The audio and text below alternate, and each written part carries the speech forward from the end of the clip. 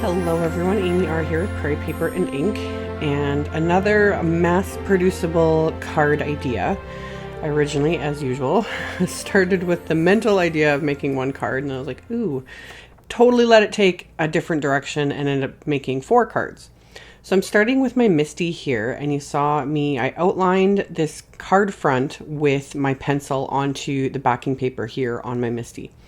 And I did this on purpose rather than lining up the paper on the corner, because I'm stamping all these images and I knew I wanted to stamp some of the images off the edges of the cardstock so it was all a little more cohesive. So I wouldn't be able to do that if I had lined up the paper on the edges of the Misty like I normally do. So I used that pencil guide. This way I can line up each piece every time perfectly and stamp all these images.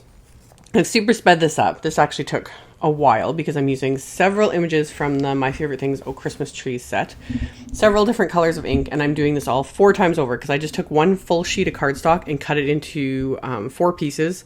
So they're all 4 1/4 by 5 1/2. And then I'm just randomly going in and stamping. I didn't have a full idea in my head. All I knew is I wanted to use most of the images from this set because they have all these really cool, funky Christmas tree styles of images in this set. And I thought it would look really cool. I don't know what the word of it would be, but like almost like pattern paper, really. So I'm using several different colors. I'm using a couple of different colors of gray and a couple of different colors of pink. I'm using MFT's Cotton Candy and Ripe Raspberry, as well as their Gravel Gray ink. And then the light gray is Simon Says Stamp Fog ink.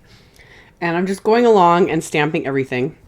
I used my Misty for the bulk of this because it's just so much easier to line everything up. I just line up the paper, I can stamp down the image, and then keep switching to the next piece of cardstock and do this over and over again. But then when I got to adding the little extra elements like the trunks and the stars on the top of the tree, I just put those on one of my acrylic blocks and just quickly stamped it. I found that was faster than lining it up in my Misty because there are multiple stars, multiple trunks. I was like, oh, this takes no time at all. So once I was done all of that, I had one little oops on one of my pieces. I got a little ink smear on the one piece and it was pretty obvious. So to fix that, I'm just using my Tombow Monomulti, or not Tombow Mono, but Tombow brand sand eraser. It's meant more for like pen ink and that sort of thing. But I used that as well as my craft knife to kind of scrape away that ink, and then sanded that because it's a rough eraser. And then I used my smooth, regular white eraser to do that last little bit of erasing, just to kind of completely smooth it out. And then you pretty much can't tell that I made an oops there. So I didn't have to waste that piece or cut it down or anything like that. So as I was making these, I was like, where am I going to put the sentiment? Because I didn't want to cover up any of this pattern that I'd created. I really love the colors, everything. I was like, I don't want to, but I wanted it to be a big graphic sentiment. I already in my head wanted to use the hand lettered Christmas set.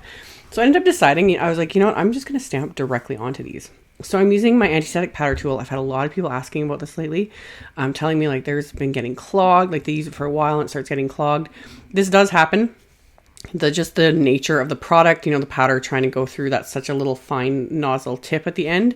What I do when mine starts getting clogged is I just pull off the end there. It just comes right off.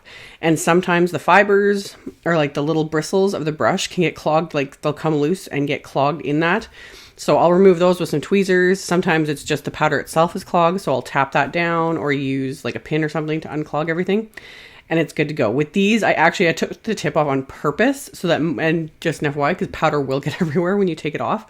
I did that on purpose because I wanted to use a lot of powder on all these backgrounds because I'd stamped everything with dye ink. It takes a little bit longer to dry. You might think it's dry, but it's not. And I did that so that I could heat emboss these sentiments without the emboss powder clinging to any of the trees.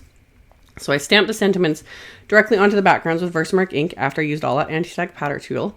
And then I did 2 things. I couldn't decide between Ranger's liquid platinum embossing powder or silver embossing powder. I just couldn't make up my mind which one to use. So in the end, I decided to do 2 with the liquid platinum and 2 with the silver. So just personal preference. They're both gorgeous. I liked both, but yeah, it just kind of mixed up a bit just to see how they look. And with these, especially when the sentiment really catches the light, it makes them pop a bit.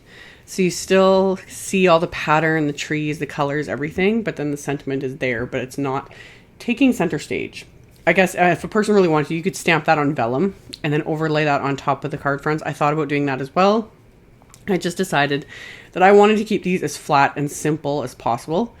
So stamped everything. And again, if I had been planning ahead even more, I would have done these on the card bases themselves, because you totally could. But I had considered maybe die cutting these down a little bit smaller and adhering them with foam tape, you know, going all out. And in the end, I decided to keep them simple. So since I didn't stamp them onto card bases, I just prepped 4 card bases in the exact same size. So top folding A2 sized cards, the exact same size as all these card fronts that I had stamped.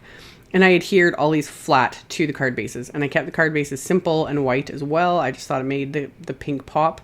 But another idea I had was to cut those card fronts down a little bit and then adhering them onto like some cotton candy cardstock. I thought that would look really pretty too. Or some gray cardstock. You could go anywhere with these, but I kept them as simple as I could. You guys know me, that's actually kind of difficult.